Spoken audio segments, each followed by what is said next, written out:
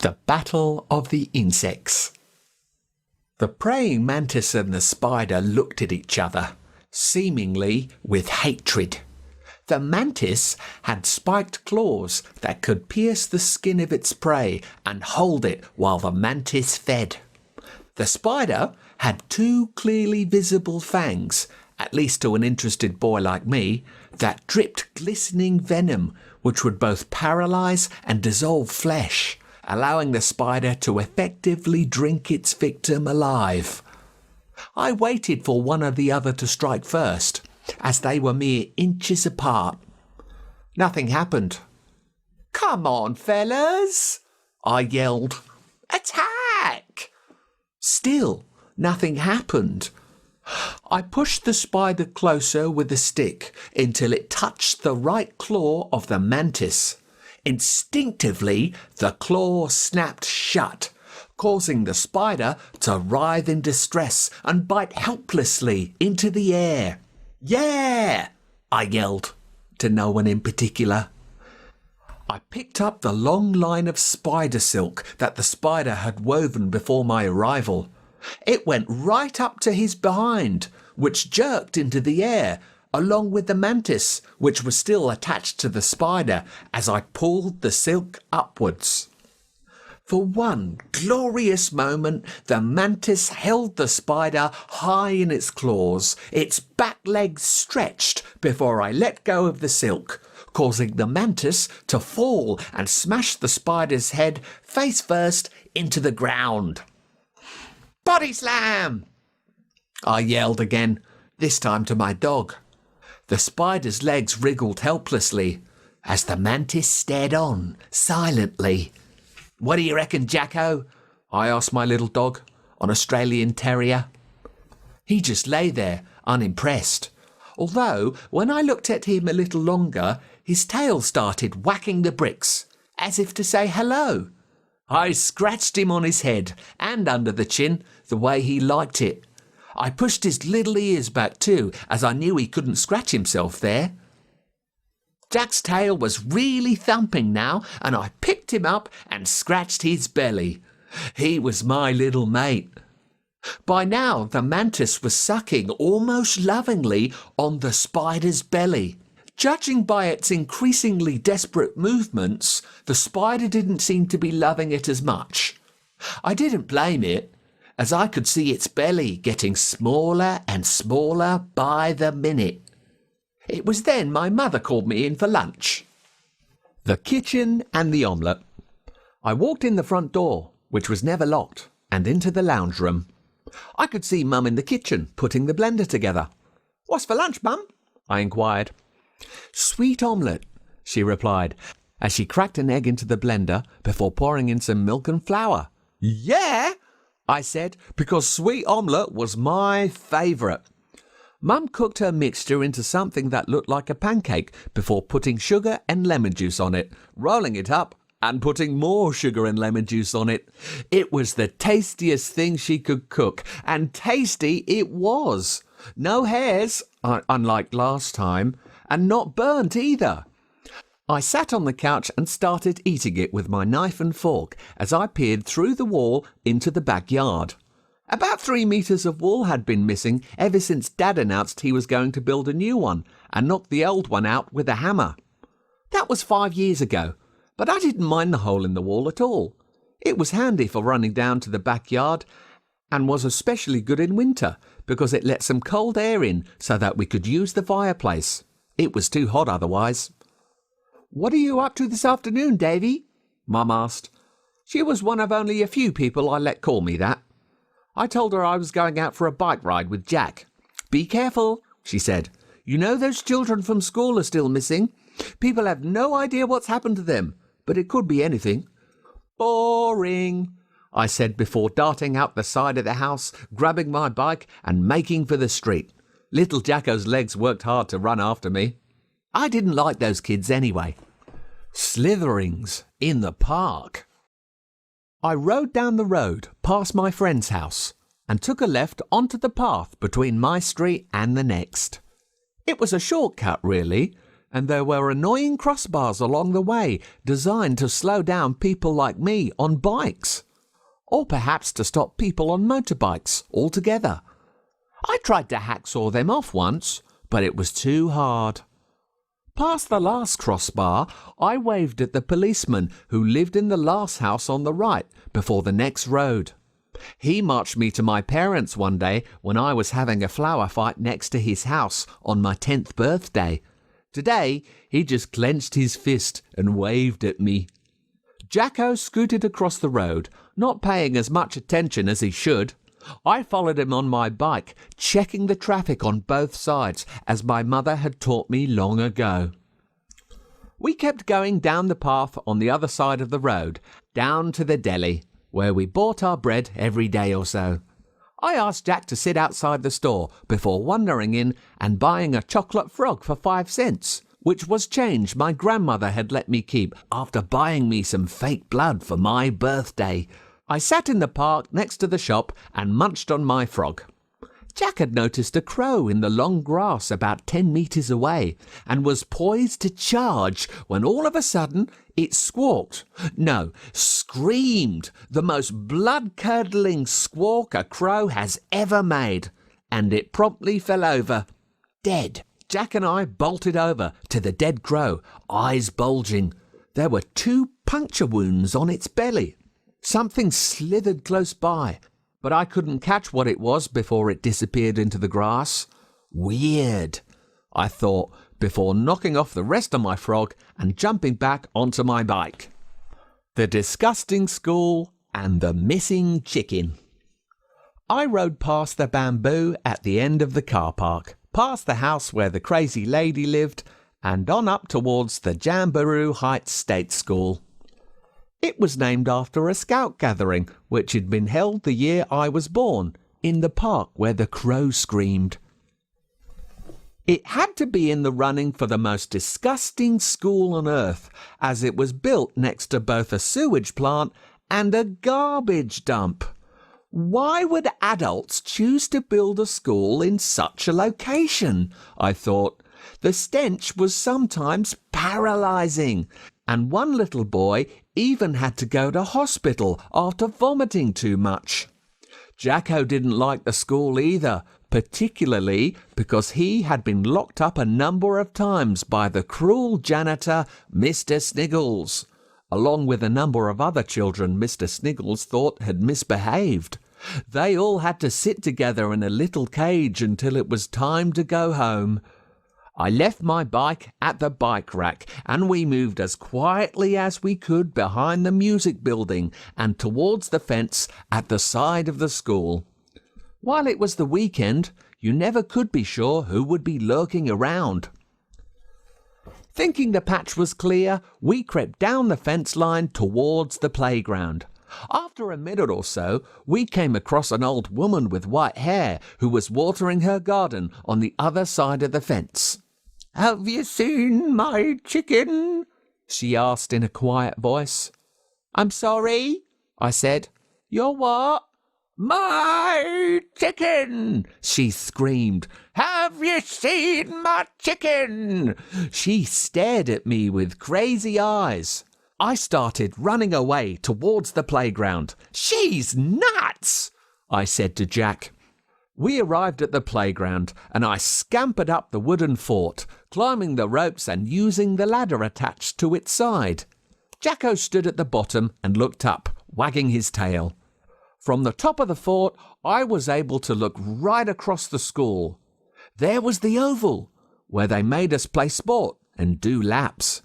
Up the hill slightly were the classrooms, and beyond that was the big old tree that was used for backyard cricket and the spot where we play marbles. There was also the old hut where Mr Sniggles, the janitor, was supposed to live, although I had only ever seen him walking around the school scowling. I couldn't see any chicken. Jacko barked. It was a soft bark, the sort of bark he barks when he wants me to hear him, but nobody else. I looked down, and he first looked up at me and then towards a big pipe that was in the playground for children to crawl through at lunchtime. "What's that, mate?" I called out. Jacko just barked some more, softly, and managed to look excited and scared at the same time.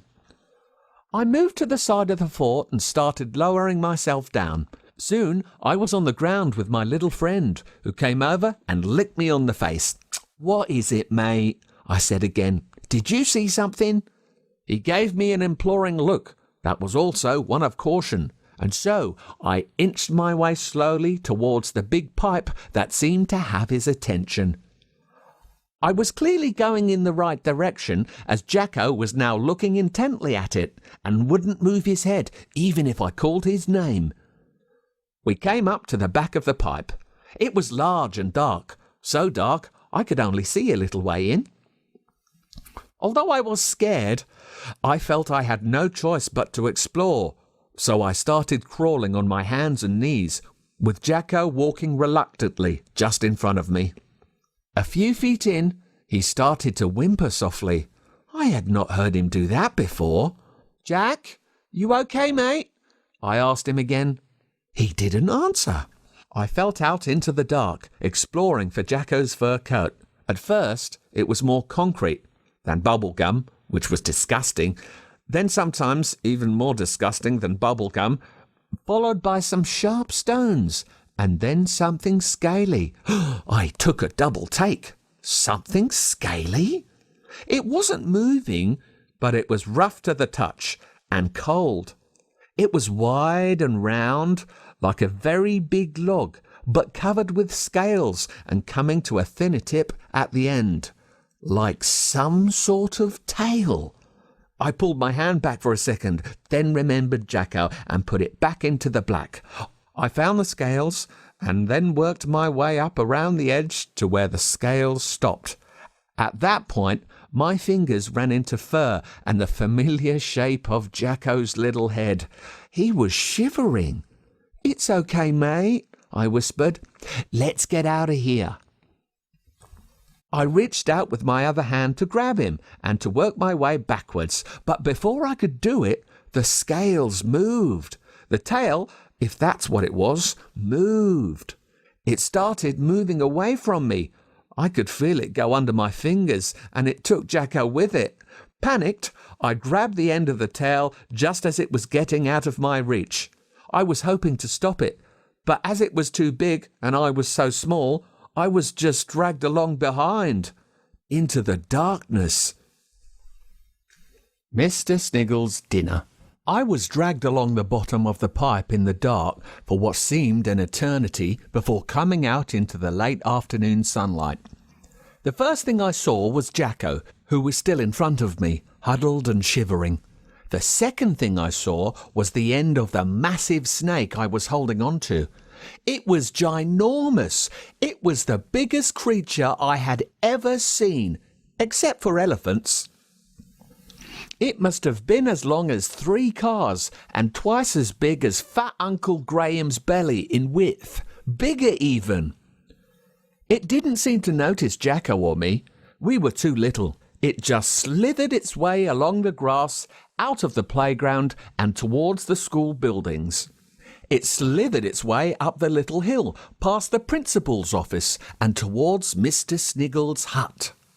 Or at least the hut where everyone thought Mr Sniggles lived. I kept holding on. I had to, for Jacko. I couldn't see the back of the snake's head very well from where I was, but I knew it could swallow each of us for morning tea without a second thought. I wasn't going to let my mate Jack get eaten by a snake, even a snake as large as this one.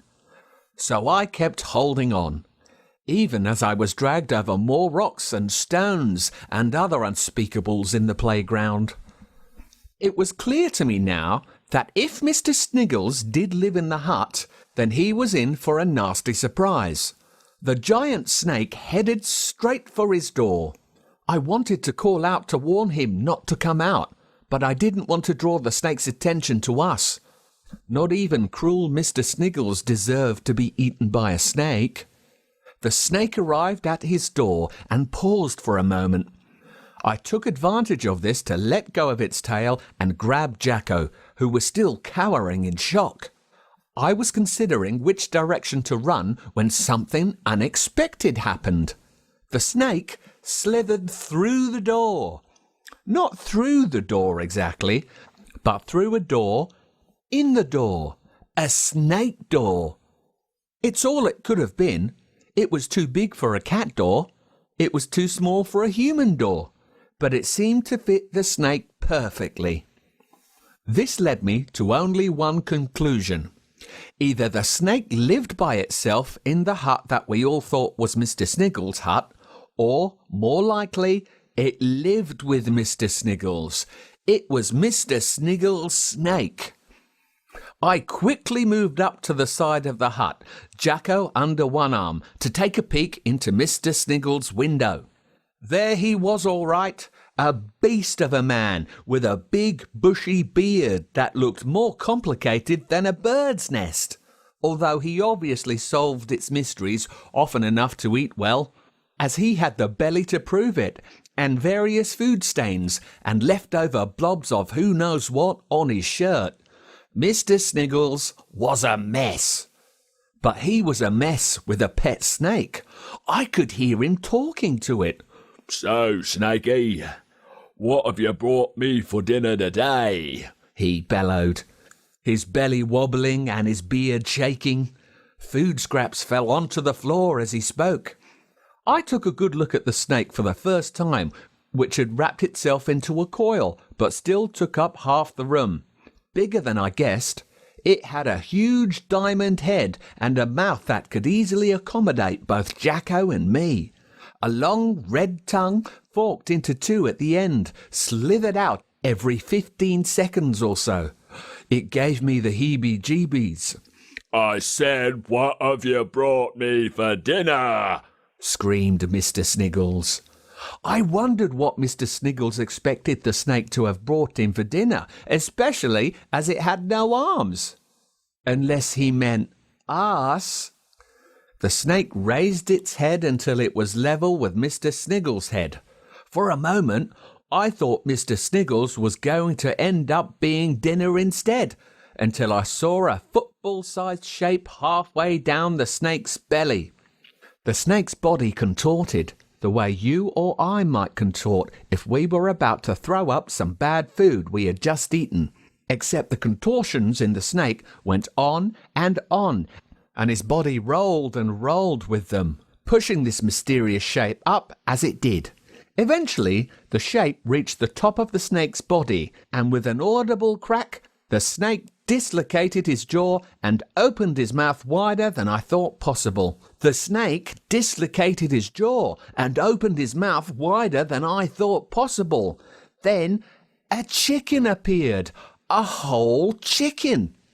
"A chicken?" screamed Mr Sniggles. "I said a fat child, not a chicken." The snake didn't seem to care what Mr Sniggles said and settled back down into his coil for a sleep. "Whatever am I to do?" muttered Mr Sniggles. "A chicken isn't enough. No, not for the likes of me, it isn't. I must have some more. More. A chicken won't do. Not at all." Mr Sniggles walked around and around in circles, rubbing his belly as he talked to himself. "I tell you what, Snakey, I will go out and buy some ingredients to go with the chicken, and you can go out and get me some more meat. Properly this time. A nice fat child. There are plenty to choose from. The last one was skin and bones. And we need some nice fat for rendering in the pan. Yes, we do." The snake opened up one eye as Mr Sniggles spoke. Perhaps he understood what was going on. "Yes, I will go now, Snakey. Off to get garlic and rosemary and white wine and olives. They will go well with those cherry tomatoes, they will. And you will get me that fat child, and we will render the fat and have a nice child and chicken stew. Yes, we will, with olives and cherry tomatoes and salt, always plenty of salt, perhaps with some chili flakes." I was now the one in shock. and Jacko started comforting me by licking my hand.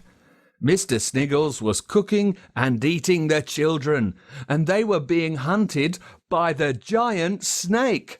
I was horrified. Mr Sniggles gathered his things and opened his door to go shopping.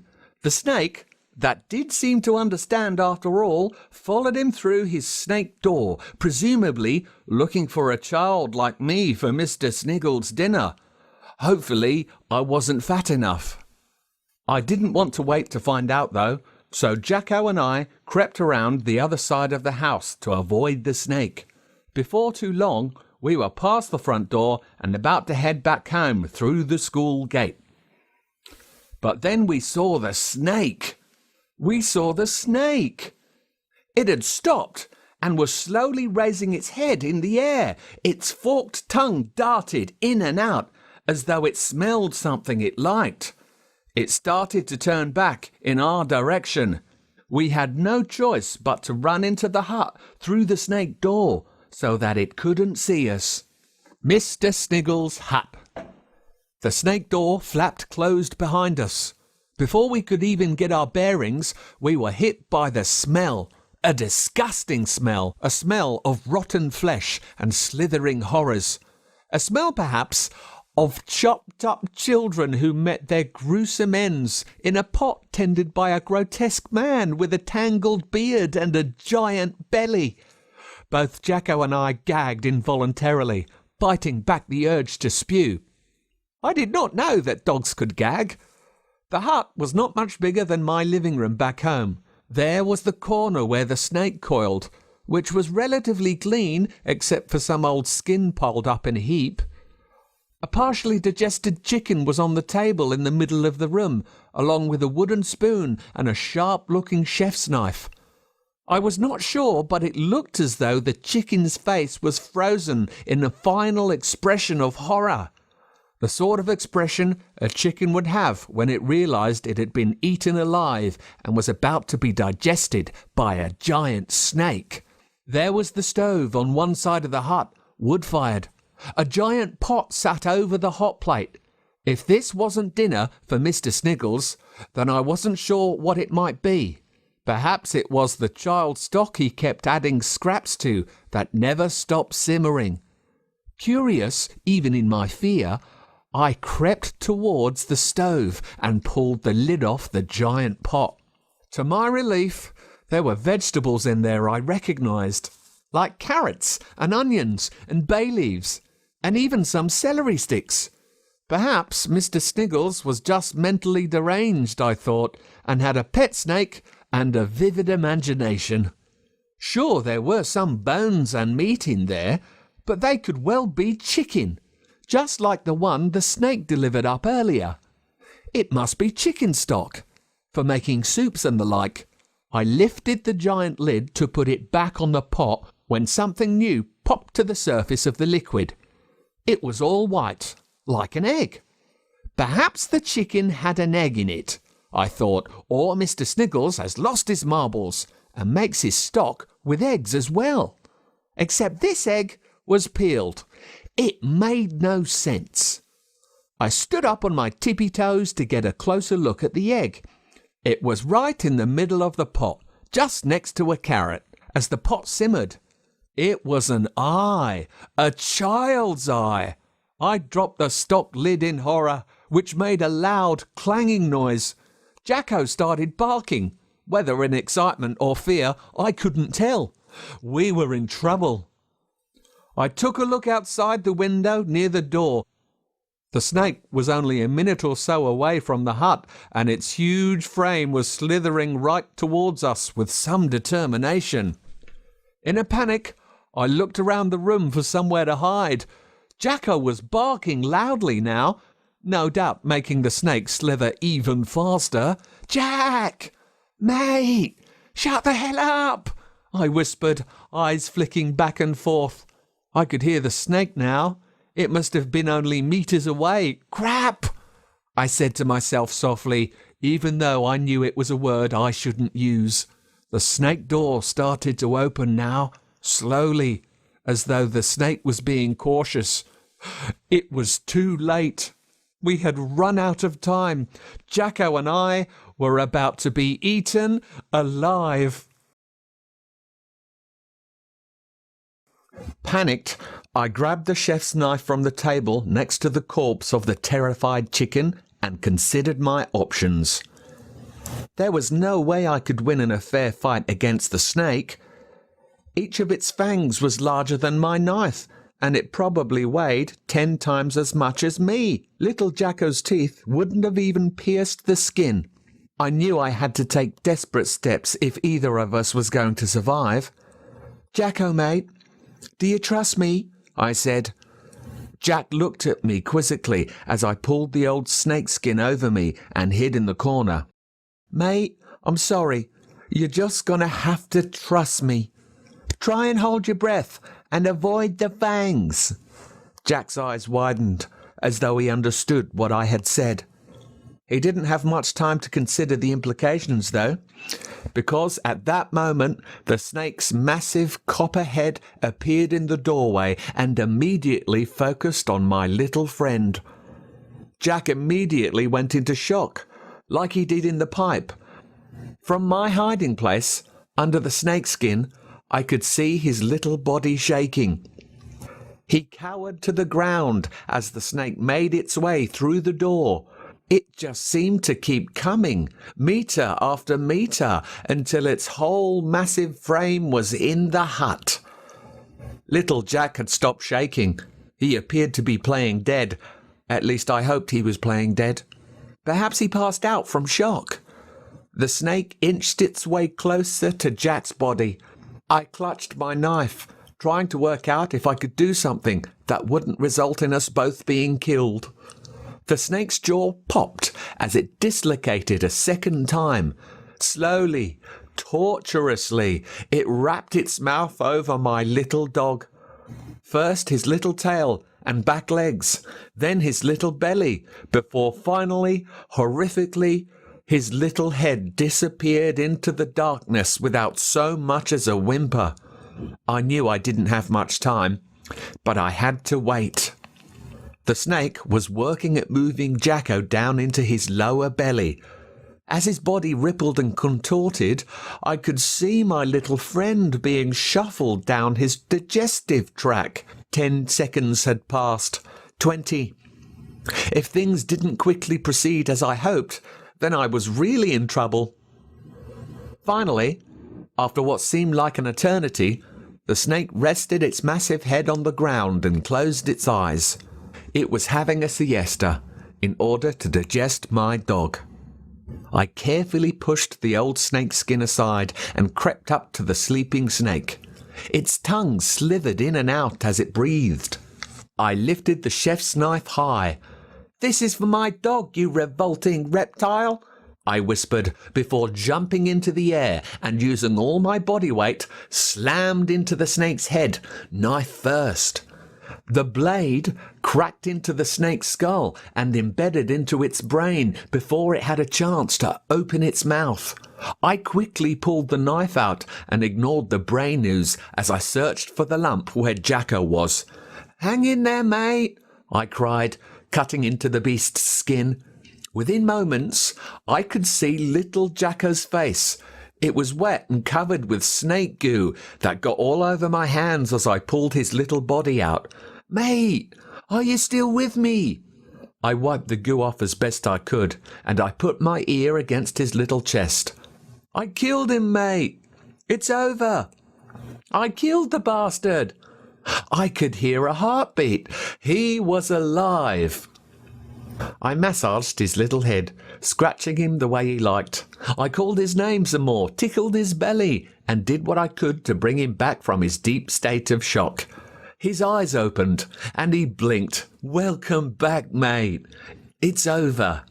It was then I heard Mr Sniggles' voice from outside the door. Mr Sniggles' comeuppance. "Snakey, Snakey. I have the garlic, Snakey, and the wine, and the olives. It will be delicious. Snakey, Snakey." His voice boomed through the door as Jack and I sat by the dead snake, wondering how we were going to survive a second onslaught. Mr. Sniggles was a huge, beastly man. I was only a small child. Poor old Jack was still in shock from being eaten alive by a snake. I tried to think of something clever. Mr. Sniggles had gotten out his key and was working on the lock. "Bloody keys," he muttered. It sounded like he dropped them. Desperate, I grabbed the dead chicken with its permanent face of horror from the table, went to the snake's massive mouth and wrenched it open. Two enormous fangs glistened with drops of venom. I rubbed the chicken all over them and then pushed the fangs right into its body, over and over, milking the giant beast of its poison the way I had seen someone do at the zoo. I paused to wipe the brain goo off the snake's head before putting the chicken back onto the table and grabbing up Jacko in my arms. "Sorry, mate," I said. "We're going back in." I crawled into the snake's body through the cut I had made to rescue Jacko just as the door burst open. "Snakey, I'm back, Snakey." Mr. Sniggles surveyed the room suspiciously. "What are you up to, Snakey?" He peered at the lump in the snake's belly, which was right where we were hiding. "Excellent," he said. "I can see by the size of you that you've caught me a tasty child, and now you're having a well-earned rest. When you wake up, we can share the second course. Kiddie a la orange." Back at his table, he took the horrified chicken and cut it into parts before putting it in the pan on the stove. As he did so, he sang a little song. "Oh, chicken, my chicken, you mean the world to me. Oh, chicken, my chicken, have some rosemary." He chuckled at his own wit, which caused his belly to jig up and down and food to fall from his beard onto the floor. He took a long swig from his wine bottle before tipping a bit of that into the pan and putting on the lid. "There you go, my chicken," he whispered before taking another slurp of the wine. Meanwhile, Jacko and I were huddled in the belly of the beast. It was dark. It was rank. It was putrid. But we were still alive, and we just had to wait until Mr. Sniggles had eaten some chicken. If only we weren't so exhausted. Half an hour later, the clink of the lid woke us up as Mr. Sniggles tended to his chicken. It was tender now and surrounded by black olives and just burst tomatoes. Said Mr. Sniggles as he tasted the sauce and served himself a huge helping. He moved over to the table and sat down with a loaf of bread and a knife and fork. "Beautiful chicken," said Mr. Sniggles as he ate the tenderest part. We watched him through the crack in the snake's skin. If it was going to work, it would work now. Otherwise, it would be us in the pan with the rosemary. We just had to wait a little longer, I thought to myself. Then Jacko sneezed. I clutched him tightly, holding his mouth shut. He looked guilty. I waited silently for what seemed like forever until I parted the snake's skin just a little to take a look. Mr. Sniggles stared straight at me from where he stood, right next to the snake. "What have we here?" he bellowed angrily. He pulled the snake's skin aside and grabbed me by the hair, wrenching me out of the belly and onto the floor. Jacko flung out of my arms and hit the wall before sliding onto the floor, dazed. "What have you done to my snake?" he screamed, right in my face. His breath stank of liver and guts and blood and rosemary, which was really quite unsettling. Small bits of food sprayed out of his beard as he yelled, which was even more disgusting. "You're going in the stockpot," he cried. He picked me up again by my hair and walked me over to the pot. There was only one way I would have fitted in, and that was if I wasn't in one piece. He used his free hand to hold up the chef's knife. "Prepare yourself," he whispered, and moved to bring the knife down on my hand. Suddenly, he cried out in pain, and Jacko's snarl could be heard from the floor. I looked down, and Jack had come to life and was giving him the ankle biting of a lifetime. "Get off me," he screamed, letting go of me to kick Jacko into the wall. "Now you've really got me mad," he said, holding the knife even higher. I shut my eyes and prepared to be chopped up into pieces for the stockpot. At least I tried to prepare myself. I waited some more, and some more. Then I opened one eye. Mr Sniggles was still holding the knife, but he was quickly twitching back and forth like a grotesque hummingbird, and white foam had started frothing from his lips and dripping into his beard and its filth. His eyes rolled back into his head. "Eat too much chicken?" I asked, feeling both clever and relieved. Mr Sniggles' twitches got bigger and bigger and more frantic, until his arms and legs were flaying around in what could have been a perverse voodoo dance. The chef's knife flung out of his hand and stuck tip first into the wall. Mr Sniggles' mouth opened slightly, and he groaned slowly as he jigged. Clearly, the massive dose of snake venom was working its way through his body. The groan increased in intensity until it became a loud, ghoulish moan that got louder and louder and louder until my ears hurt. Then it stopped, and he was still. He looked straight at me, white froth dripping from his putrid beard onto his still wobbling stomach. "You, child," he rasped, "are a murderer." He then screamed, a scream that no janitor should be able to scream. It was low and then high, until it filled the hut and filled my head, and Jacko wailed in distress with him. Lesions appeared on Mr Sniggles' face. The venom was breaking down his flesh. His unholy moan continued as the lesions grew, revealing muscle and then the bones of his skull. Still he wailed. He wailed as his body dripped and shrank, and the very flesh dripped off him onto the floor. He wailed and wailed until he was half my size. And still he wailed, although it got softer and sadder the more he shrank. Eventually, he collapsed into a bucket full of mush and a pile of bones in the middle of the hut next to the dead snake. The wailing stopped. I looked at Jacko, and he looked at me. "Bloody hell," I said. "That was theatrical." I rode my bike back into my driveway, Jack following behind. He stopped at the tap on the side of the house just past the driveway, his tongue lapping up the drops of water as they dripped down. His tongue had a little black birthmark on it, which I had never noticed before. "David!" called my mother. "You're just in time for dinner. Wash your hands." I walked down the side of the house and through the sliding door.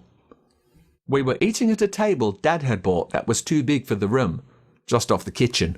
He never wanted to admit it was too big, though, so he refused to get rid of it. We sat huddled as a family at the oversized table. Mum walked over carrying some plates and started serving.